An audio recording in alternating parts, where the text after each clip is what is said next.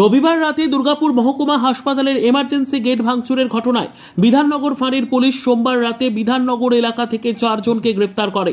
মঙ্গলবার সকাল 11:30টায় পুলিশ দুর্গাপুর মহকুমা আদালতে পেশ করে। প্রসঙ্গত, রবিবার রাতে দুর্গাপুর মহকুমা হাসপাতালের এমার্জেন্সির গেট ভাঙচুর চালালো একদল যুবক। আক্রান্ত হাসপাতালের ফেসিলিটি ম্যানেজার সহ বেশ কয়েকজন। খবর পেয়ে ঘটনাস্থলে ছুটে আসে নিউ টাউনশিপ থানার পুলিশ। এই ঘটনায় হাসপাতাল চত্বরে চরম আতঙ্ক ছড়িয়েছে।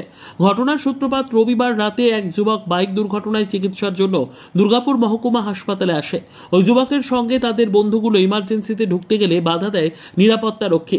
সঙ্গে হাতাহাতিতে জড়িয়ে পড়ে এবং ভাঙচুর চালায় এমার্জেন্সি গেট। ঘটনার খবর পেয়ে ঘটনাস্থলে আসে নিউ টাউনশিপ থানার পুলিশ। পুলিশ এসে পরিস্থিতি নিয়ন্ত্রণ করে।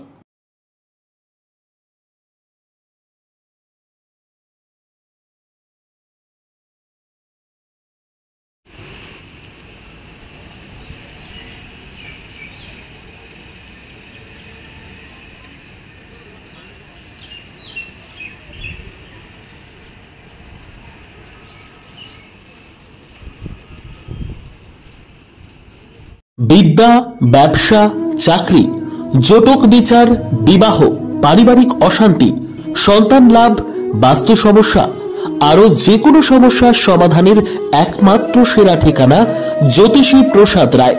আর দেরি না করে আজই চলে আসুন প্রসাদ রায়ের কাছে।